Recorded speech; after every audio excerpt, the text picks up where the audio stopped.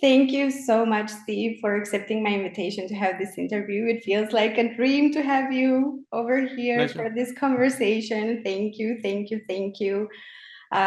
We haven't met in person. I would be honored to meet you one day. Hopefully, we will.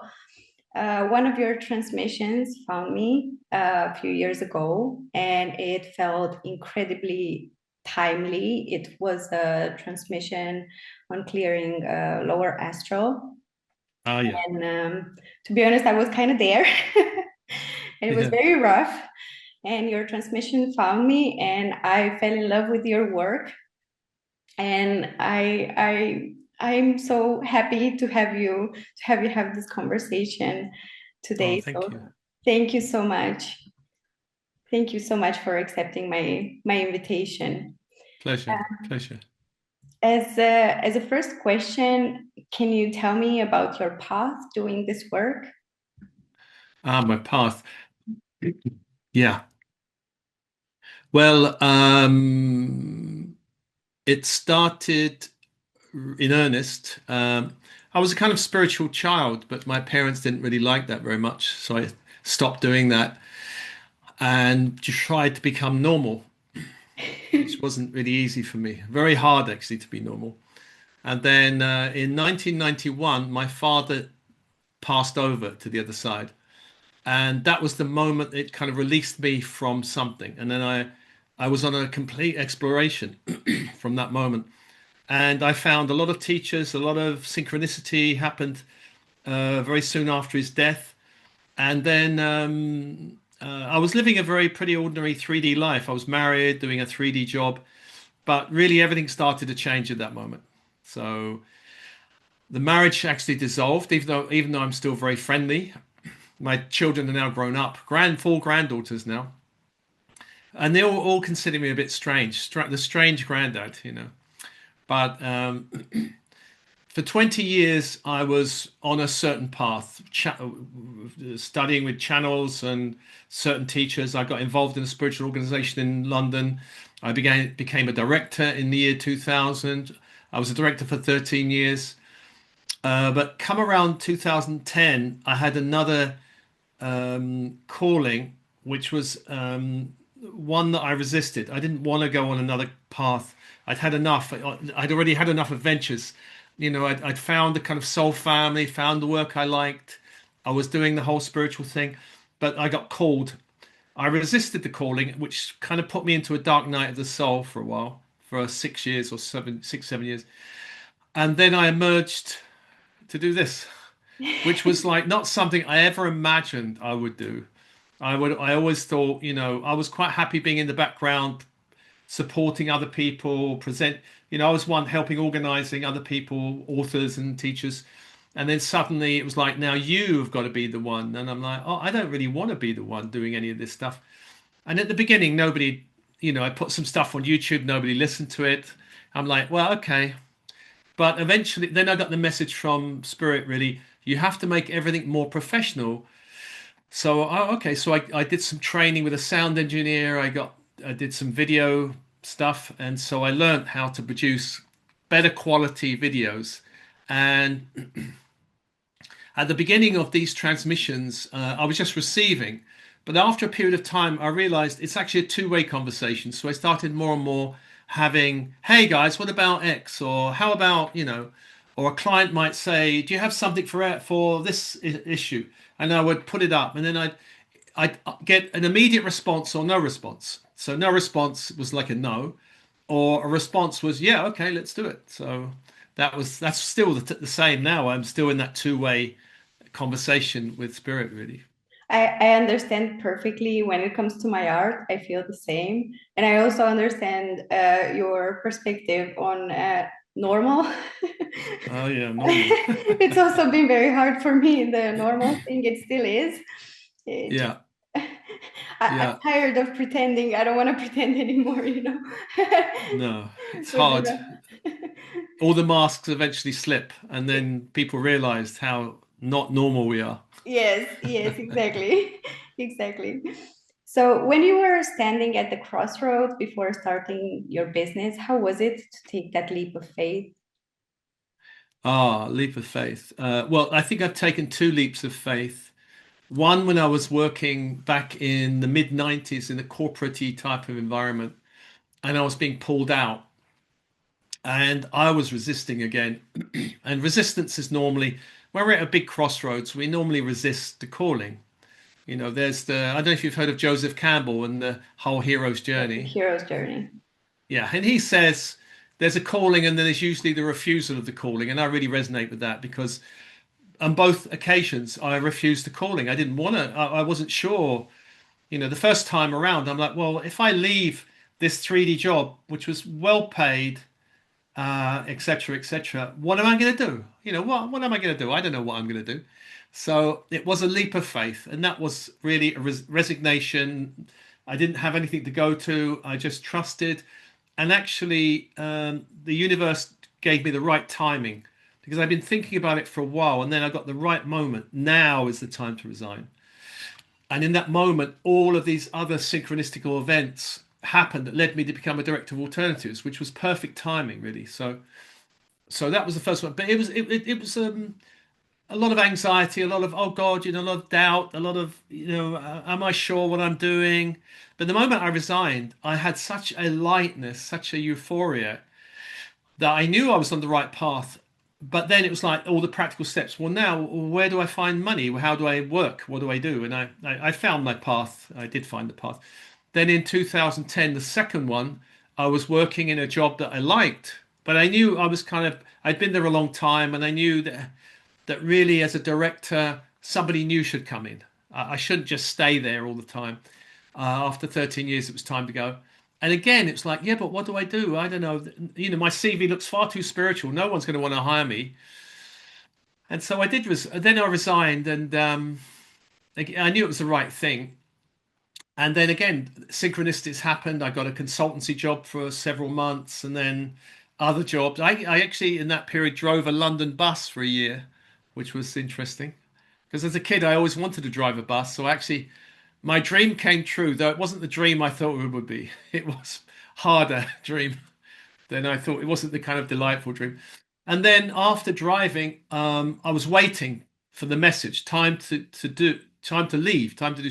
And then I got the moment, the message, and the message came in these 11:11 things, and it was like repetitive 11:11 for a few days. You know, I'm like, why am I seeing this? And then I got the message, resign now. I'm like, okay, I resigned, and again, I led to this and starting a company, starting a business. Always at the beginning, it's always a little bit like um, making money and all the rest of it. But then after the first year or so, I mean, now it's fine, and now I'm in the flow, and everything's good. I'm You happy. know, I'm happy for you. yeah.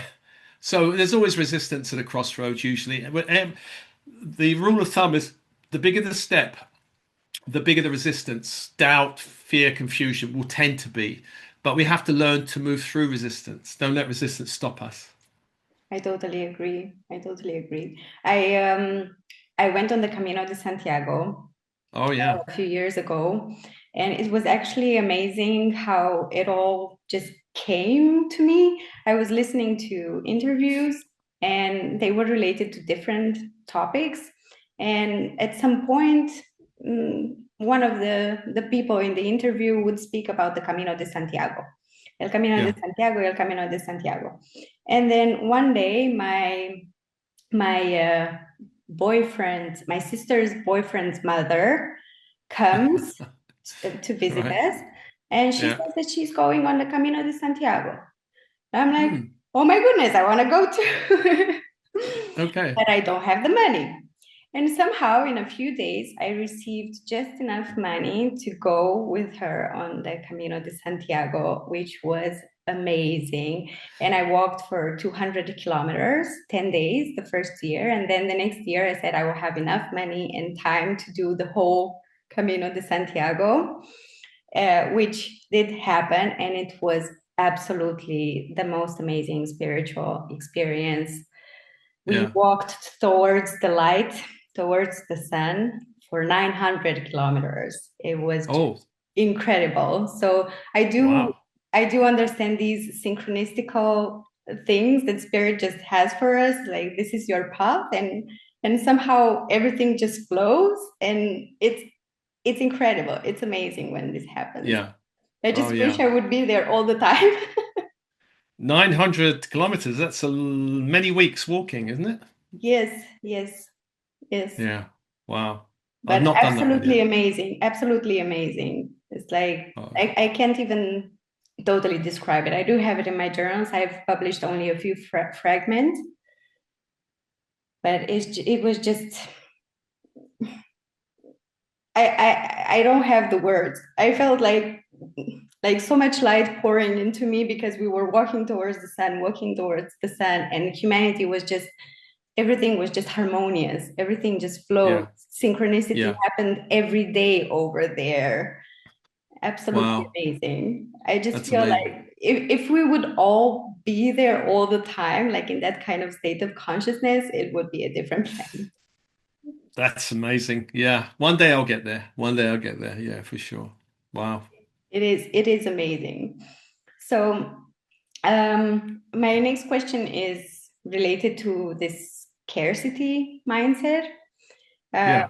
because to be honest, I also have I've received more abundance than I've ever received, and I'm good. But I still have this fear sometimes. I've heard you speak about looking for places to sleep on the street before starting your Oh, yeah. business at some point. And I was like, Yeah. I totally get that. I don't know why, but it just feels like it's so ingrained and so in my so much in my psyche, this fear of losing it all or not having enough or you know what I mean. So Yeah. I've also been appreciating your transmissions a lot on clearing scarcity because I know you have a lot of them, but it just keeps coming back as in layers. Yeah. So what would you say about this? Well, I think we've been living with the scarcity mindset for thousands of years, really. Scarcity doesn't exist in nature, but it exists in the human. We've created it because we think it's the way. We think it's an efficient system to create this system based on scarcity, debt, and scarcity, which of course it's not because we see how the planet is suffering because of these systems. The planet is not doing very well because of capitalism or even communism. These systems did not do very well. And every system's created by a level of consciousness. Now, we've lived, for example, in Romania. You've your history, the cultural history of Romania, will impact you growing up, your family, all of that. The culture in England is a different culture, but we invented the Industrial Revolution over here. So factories and clocking in, clocking out, all of that kind of stuff was invented here. So we pick up scarcity through the culture because most cultures have a scarcity mindset. Then in the family, we get it when we're growing up, where we listen to our parents talking about their bills and their struggles and their stuff. And even if they don't say it, you can pick it the vibration up from them. You pick it up from them. And then there's the other family members, the grandparents, and all of their stuff. And then there's the ancestral stuff, whatever they've been through. Now, Romania, I imagine were you in the Ottoman Empire, part of all of that? We do have history. We do have Yeah, history. you've had all that. So So, kind of slavery, colonized, and all. Whereas England had different. We were the colonizers. We had our own empire. We were kind of going around and grabbing other people's resources. And then you've come in with other lifetimes of scarcity. So this is many layers of scarcity, and all scarcity at the core of it will have a number of belief systems and the belief around money, around all forms of abundance. There's never enough would be a core. And in families, for example, in many families, this idea of scarcity is not just money, but there's not enough love to go around. There's not enough joy in this family. There's not enough magic in this family. There's all of these limits go on. Now, it's almost like we in this 3D world we equate money with breathing and oxygen. If we don't have money, we could die. It's a bit like not having oxygen. It's like that. And this has created this has created a very split society where we can see, certainly in England and places like America, you have these super wealthy people who grab everything, grab billions, and then you've got these layers underneath, which, various layers of money or lack of money. If you look at the story of A Christmas Carol, which is the British, that Christmas story, Christmas Carol, Charles Dickens, it's a very famous story I think I do. of Ebenezer Scrooge. It's about a wealthy guy who's so mean. And you have all these billionaires, and not, of course, not all of them are like that, but a good number of them are quite, how much is enough? How many more billions is enough? You know, um, I read a reel actually, I saw a reel actually recently said, in the past, millionaires, it used to be more in the past, it was you had a load of millionaires. You didn't have billionaires. Now we have billionaires or even trillionaires. I think we might even have one or two trillionaires now. So in the past, people with a load of money would give money for hospital wings, libraries. Carnegie was American. So in England, there's these Carnegie libraries, and in America as well. But now you have all these super wealthy people. They don't. There's no hospital wings or university wings named after them. Elon Musk. Nothing is named after him because he's not given anything to anyone. So this kind of grabbing. So the system creates a sense of, if money is oxygen, then I have to grab it to stay alive. I have to grab it to be wealthy. I have to grab it to be worthy. I have to grab it to feel happy. All of these things. Money doesn't mean any of that. We can be really happy with hardly, I've lived on next to nothing in periods of my life and been very happy. If you're on that spiritual path, um, you get light and joy from other places. It's not about how many expensive clubs you go to or how many yachts you have. I mean, I did go to a very, very expensive club. I was invited once by these very wealthy friends to an expensive club, and I went there. It was very nice.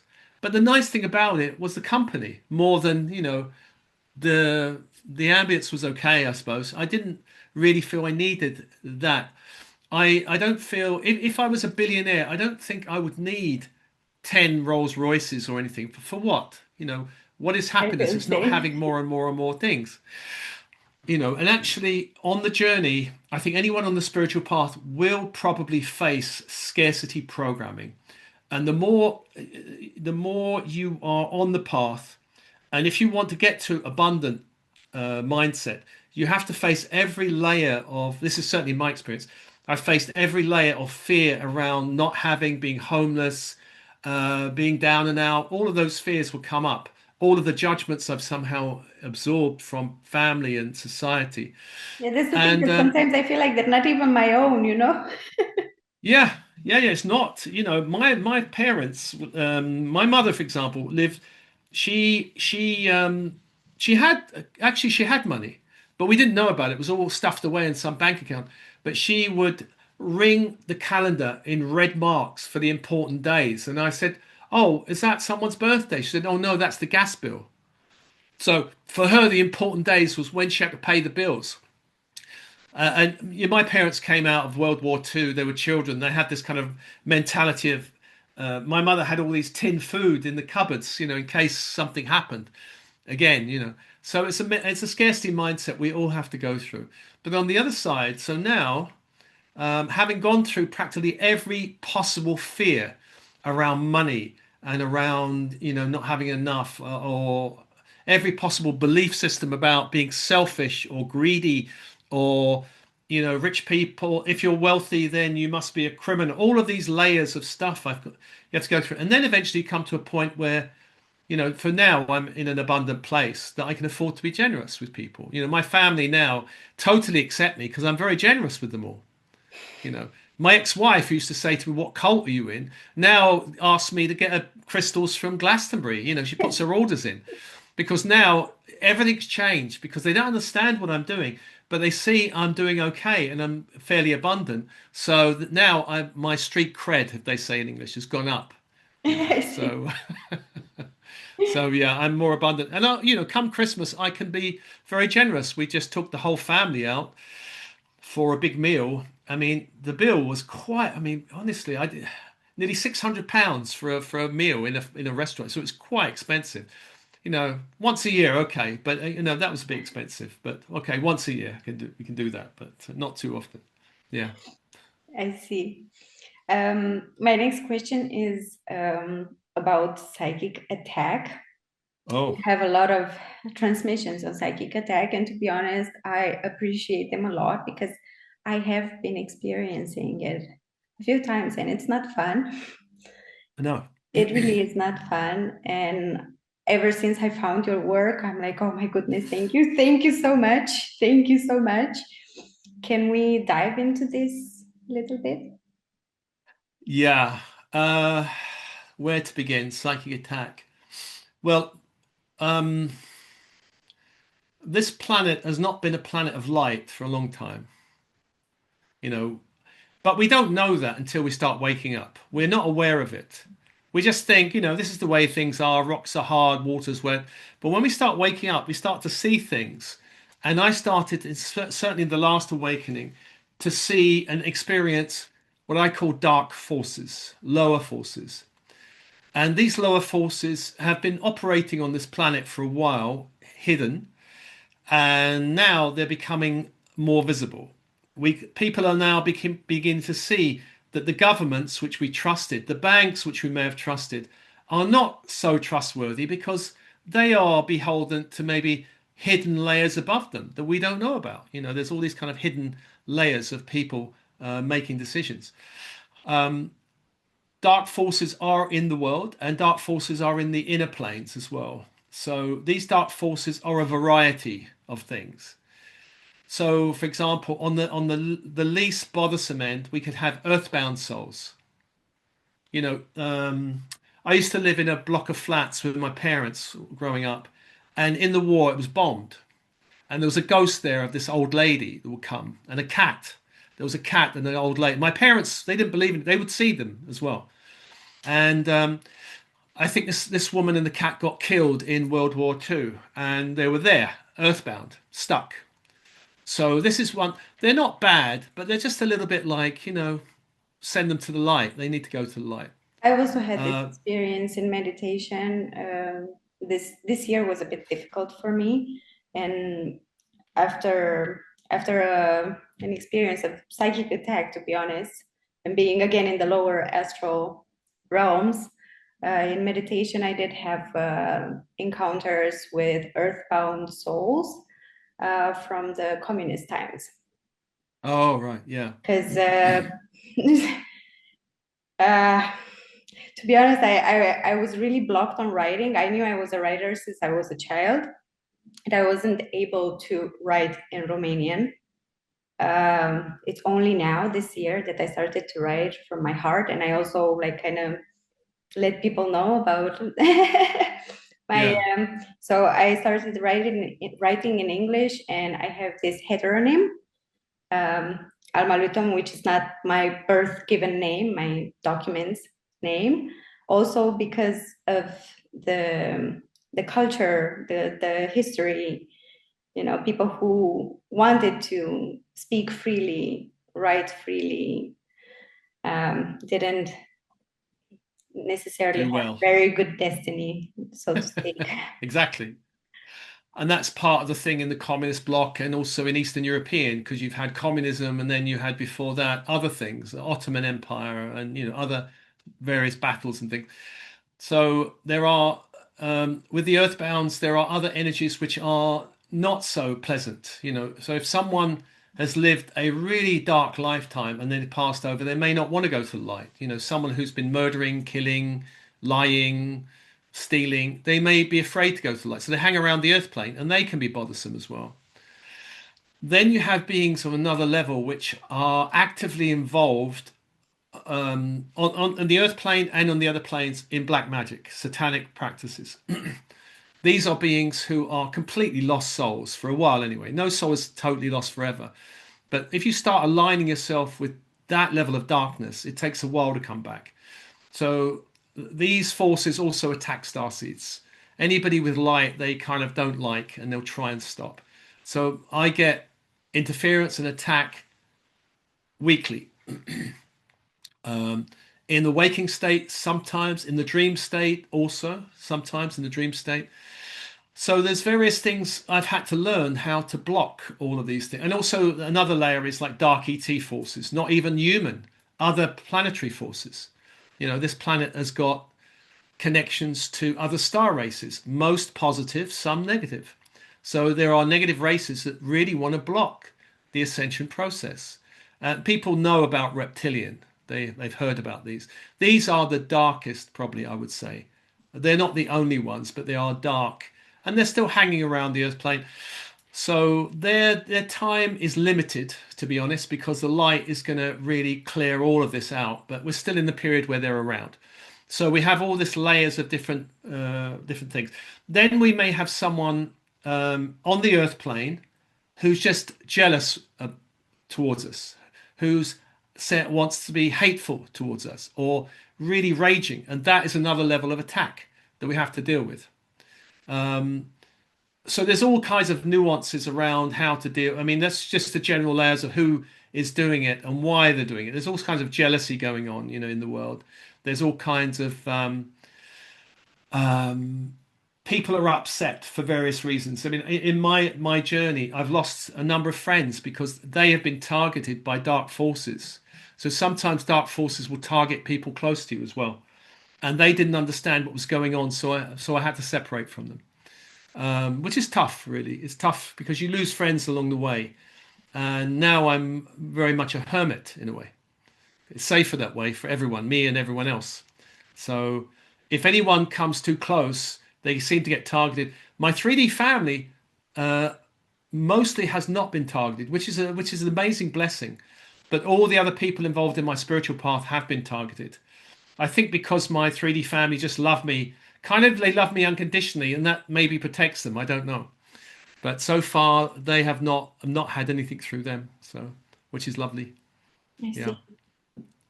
I see. I do have a playlist of loads and loads of different methodologies, cutting cords, closing portals, clearing out lower energies. If somebody goes to my YouTube channel, checks the playlist, there's psychic protection, I think it's called playlist, and that's probably my biggest playlist actually, because it's so necessary. Yes, definitely. And I really, really appreciate because it helps a lot. And before finding your work, I was really at their mercy, to be honest. Actually, I've just released one which will go generally on release, which is one around clearing toxic guilt. Because toxic guilt is one of those things that opens up attack. If we're suffering from guilt, or that's not the only one, but guilt is a problem. So yeah, check it out. I mean, I'll release it in a few weeks probably. It's in my 5D Ascension School at the moment on YouTube, but guilt is very insidious. Yeah. Definitely, definitely. And shame. And shame, I think. Shame, guilt, they're kind of interrelated because if we feel shame and guilt, they kind of point to each other really. And we can grow up in families where we are shamed for just being who we are, just ashamed for being alive, for existing. And it creates all kinds of guilt programs, which again opens up the door to, so if most families don't, starseeds come in and most families don't really understand their vibe or like don't get who they are. I don't know what your family are like, but my family were like, oh, here's someone we don't get. Okay, well, we'll do all the necessary things. We'll clothe him, send him to school, but we don't understand him at all. They didn't really understand me at all. I do feel that all of my family feels I'm different. Yeah, it's They've normal for actually star told seeds. me this a few times that I'm different. And I know I'm different.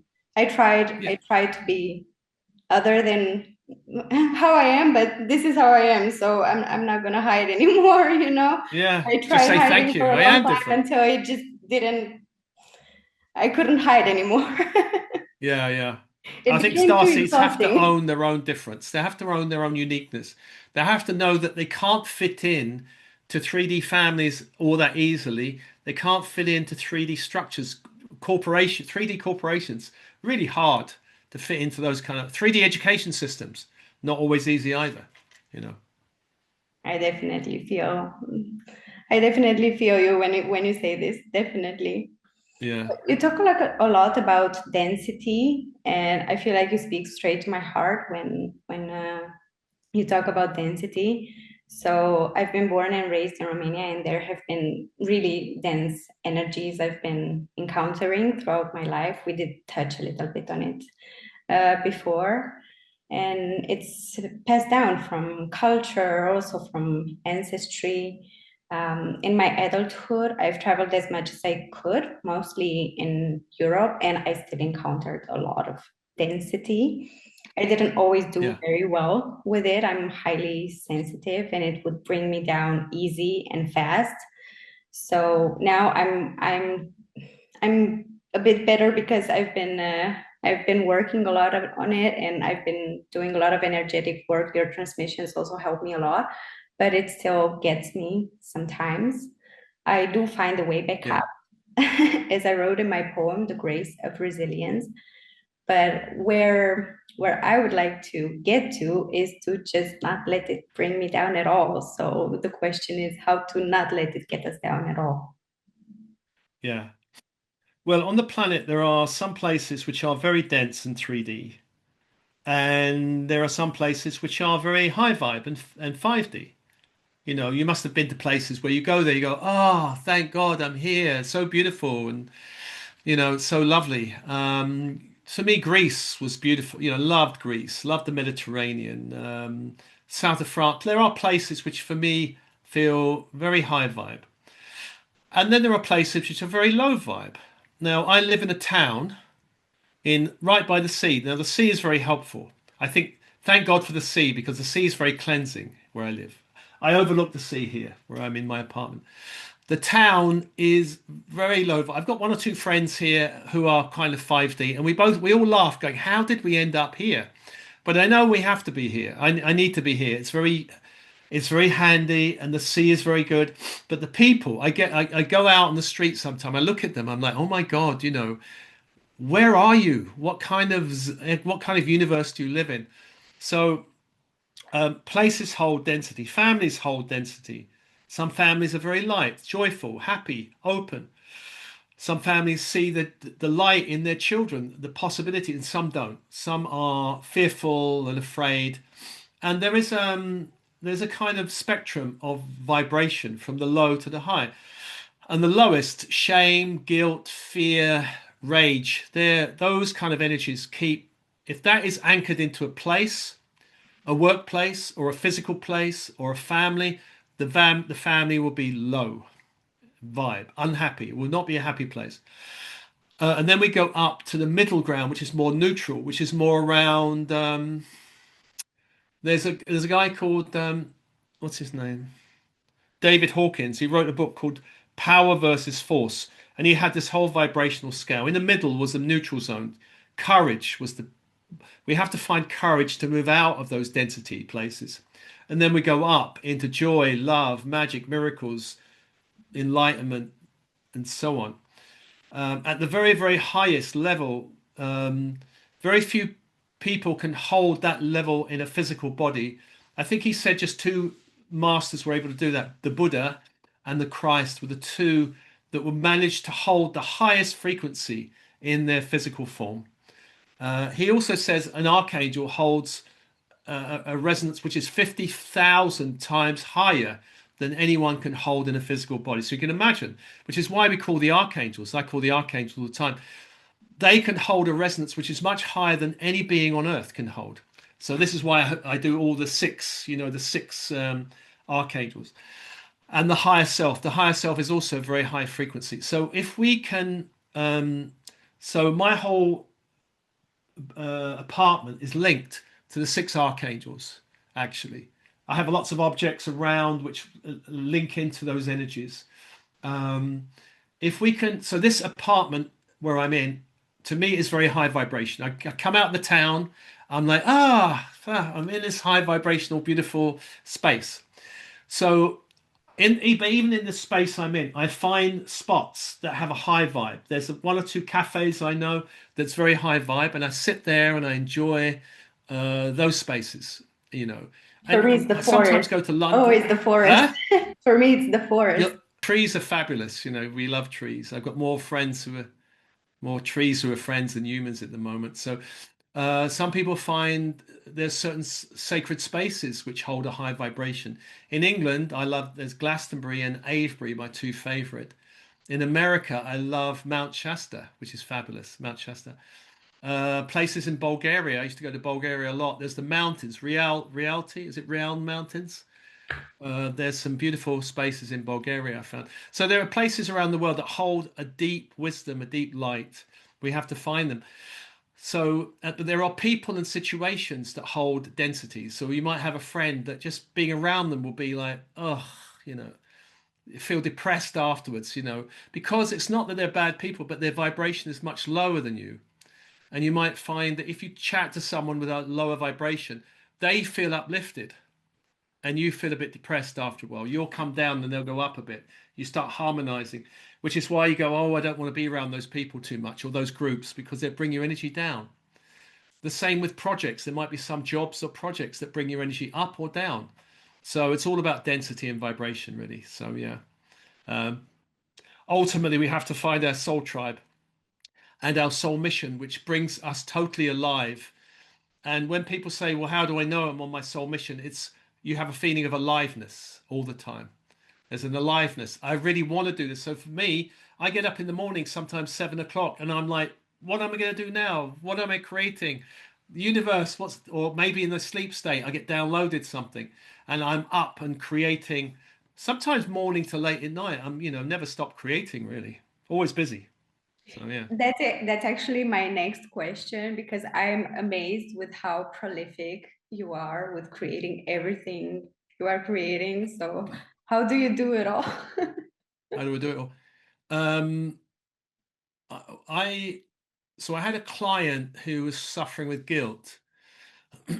So I went to bed going, hey guys, can we do something for guilt, toxic guilt? By the morning, I was up and out and making all the notes down. I kind of must have got it in the sleep state. And then that's recorded now. And so then I'm doing another one on. Um, I went to bed last night with another issue, and then in the morning I woke up with all of that. Oh, remember this, do this. Don't forget that. Remember all these. So several bits. So I made all these notes. So it's almost like it's a work in progress. Sometimes the work in progress happens quickly, and sometimes it takes a little while. It's not completely coming.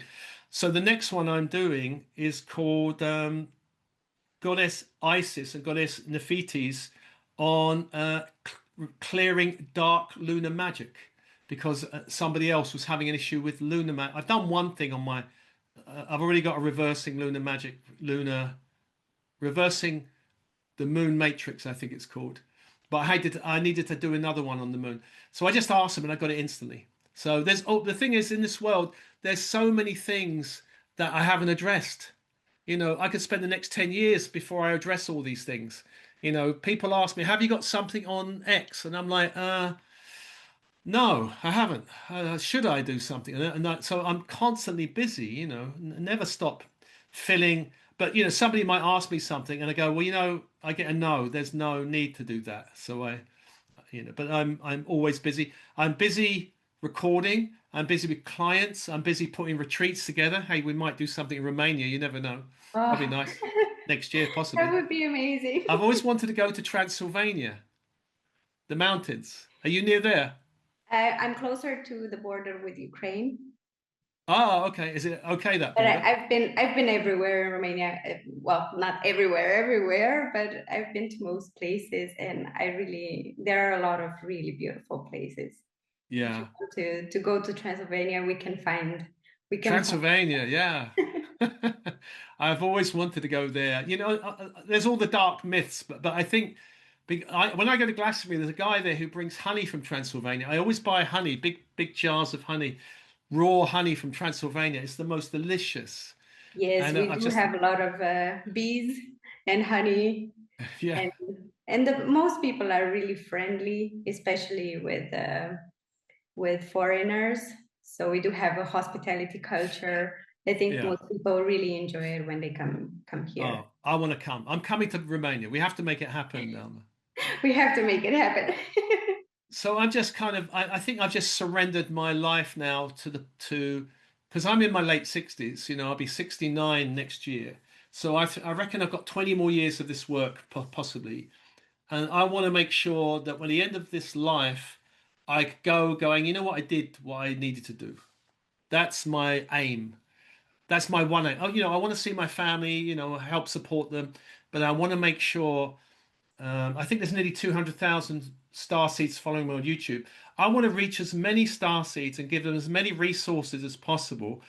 And I'm not one of these people that charge them £10,000 to do a special program. I keep it all very reasonable or completely free, and that was always my way. And hey, I'm still doing okay, you know, even That's though nearly great. all of it's free, practically all of it's free. So, Yes, yes, you do give us so much. You are really, really generous. And the thing is that it seems that this generosity is coming back to you, and you're just like yeah, definitely in the flow, giving and receiving and giving and receiving, and it just what works goes around out comes perfectly. around. That's the abundance thing. If you want to be abundant, help other people be abundant, which is what I do. I help people be abundant. And through transmissions, I've written books on abundance, and I've written a book on if anyone has their own business. I've written this book, The Spiritual Entrepreneur, which I really like I this have one, The Spiritual Entrepreneur, it. that one. And so I that have is it. I to, haven't finished reading it, but I think uh, it's in the middle somewhere. it's to help people become abundant and be successful in their business. I did run with someone a free Starseed business networking for over 4 years, and but now I passed it over to someone. Liz is running it now. It's her baby. But it was bringing people together and helping them make connections. So building community, which is another thing I really like to do, create community, create connections between people. So yeah. Definitely. There is a quote from A Course in Miracles: to have more, give more. Yeah, exactly. I've And um, I've had that book a few times. It's not an easy read for me, The Course in Miracles, and I've come across a lot of Course in Miracles teachers. Marianne Williamson I've met several times, and some of the other ones. Yeah, from America there's quite a few, and it's got some really beautiful gems in it, but it's a hard read because of the language. It's very old language. it actually helped me a lot because I haven't always had a very good relationship with the church, to be Yeah, honest. Being a woman, and I don't know, many of the rituals growing up, they just pissed me off. To be honest. yeah, for sure. I was like, so when I found, actually, I feel like A Course in Miracles found me rather than I found it. Um, Yeah, how yeah, it yeah, just it came. Uh, it helped me. It helped me transform my because it has Christian language, yeah. but it has Christian language in a way that can my soul can absorb, Understand it. can Yeah, understand. And yeah, it also it's focused on liberation and on the path of love, which is not always the case in the church, as I've yeah. felt as And the a path woman. of miracles. I've Yeah, as a woman, I've received a lot of weird messages throughout my life. um, I still do. yeah. Well, yeah. I mean, this is one of the things which the planet's healing. The relationship to the divine feminine is being healed right now, and it's being healed slowly. It started really maybe slowly after World War II, and then it really started to pick up in the 60s and 70s, and so the whole thing about feminine power, and um, is really rising now in the spiritual zone. It's 90% women that are really embracing it. Men have a hard time embracing it. For a man to embrace it, they have to have a more balanced psyche, or they have to be more in touch with their feminine side. Otherwise, they won't accept it. They'll only go off chasing money or chasing, more masculine things, NLP or Tantra or those things where they'll go, "Ooh, I like that. We'll go and grab that." But you have to have a feminine heart or be connected to your feminine heart to appreciate the spiritual revolution happening right now. And it's mainly women, mainly women. My audience is 95% women anyway. So I the see. men's the men sit like this. What are you talking about? I do get that. I do get that. I feel, well, I don't know. Here in Romania, spirituality is still mainly connected to the church, Yeah, uh, orthodoxy. There Yeah. are also a lot of movements, but it's more like on the personal development, spirituality side. Oh I yeah. think it's mostly women in this area. Yeah, yeah, yeah. Have you had something called Essence Foundation in Romania? I'm not really Oh, I sure. think they did come. Maybe they did come. I know they did a lot of work in Bulgaria. But yeah, I know when I was in Bulgaria, there's still the church in the background. But they could relate to angels. And I think in Bulgaria, they still could relate to shamanism because that's at a deeper level of the psyche. The shamanic, it was there before the church. So maybe even Romania would have that relationship with the angels and the Christ consciousness, and deeper would be shamanic. They would have that connection to more shamanic traditions. Yeah, definitely. Like most churches have paintings, like actually all of the churches have really beautiful paintings of the angels, and Jesus Christ is always there, and they are really beautiful. But some of the rituals just don't speak to me Yeah. much. And Well, maybe if I come to Romania, we could do something on angels, Christ consciousness, maybe the goddess. Maybe we'll see. that would be awesome. That would be. But I do Yeah. like to go to the church and light candles. Yeah. That I feel in prayers, always praying for the highest good of all. I Yeah. do appreciate to go there and do that. I feel like doing it physically Yeah. It's a anchors nice it. ritual. Yeah, Yeah. anchors it somehow. You know. Yeah. It's a lovely ritual, I think. Yeah. I occasionally do that in churches. Yeah. Yeah. So I only have two more questions left, and this one is: if you were to send a message to your inner youngster, the young man who did not know you would be where you are right now, having done all this amazing work, what would you tell him? Um, I think there've been moments in my life when I was younger that I looked up at the stars and it's almost like a door opened and it felt like someone talking to me. And it may well be my future self, me talking back, because I've gone in meditation back to that very moment and started speaking to my younger self, going, it's a little bit hard, the path's a bit rocky, but it's gonna be amazing further along. You're gonna be all of the weird stuff that people you thought you had to hide suddenly becomes your greatest asset. And this is true for a lot of people that if we can speak to our younger self, we let them know that they are loved, that the universe is safe and loving, that ultimately at the higher levels, even though strange stuff happens in the world, there are forces which are very protective, very guiding, and at a certain point of the path, everything becomes. Can you understand? You'll understand a lot more than you will now than when you're young. When you're young, you go, "Why this? Why these parents? Why this crazy family? Why this?" But later you'll go, oh, that's why I chose those crazy parents. That's why I chose those challenges. The dots start connecting backwards. And so for anyone speaking to the younger self, it's really important to know the younger self is loved and safe Definitely. and guided. Yeah. That's great. Thank you. And my final question for you is related to A Course in Miracles. Ah. There is a lesson in A Course in Miracles. My part is essential to God's plan for salvation. And I feel like you've been doing your part amazingly. What would you tell us, the souls on this path, about our part? So there are a lot of people waking up, and in this waking up, we are all pieces in a great jigsaw puzzle that come together. We may not know why we're called to do whatever we're doing. When I started being called to this, I think, why? Who's going to be interested in any of this stuff that I'm going to get put out there? What my mind started doubting it. But if we follow our passion, follow our heart, we'll find our peace in the or our place in the jigsaw puzzle. Now I'm helping a lot of people do what they want to do, which is all kinds of a variety of things. They're not all wanting to do what I'm doing. They're doing their own thing.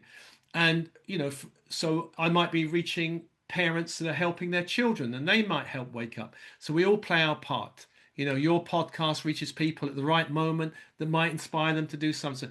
So we're all part of this interconnected, synchronistical thing that we're all helping each other. We don't understand how or why, and we don't need to know. We just need to keep doing the work on ourselves and in service to others, and the planet will wake up. The planet is waking up.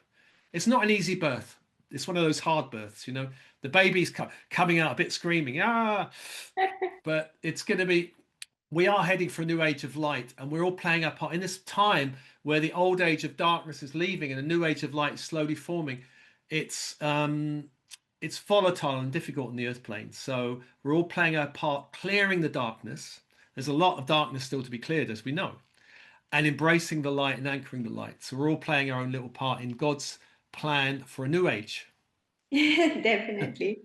Yeah, It made me think of my illustration from my children's book, my illustrated children's book, After the Storm Comes the Sun. yeah, My favorite illustration, that I also put it on my website, it's the main character, and the background is yellow, and there is like a jigsaw puzzle, because that's how the image came to me when the main character has this integration moment where he basically comes back to wholeness.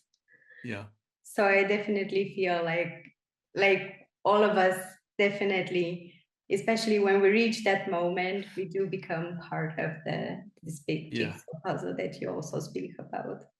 Wonderful. Thank you so Very much, good. Steve. I feel like it's been a dream to actually speak to you. I'm so happy that you agreed to have this conversation with me. And I really want to thank you again for everything you've been doing. I appreciate you so, so much. Oh, thanks, Selma. Thanks for connecting with me. Thank you. And definitely you do have to come to Romania. I'm coming now. I'm coming now.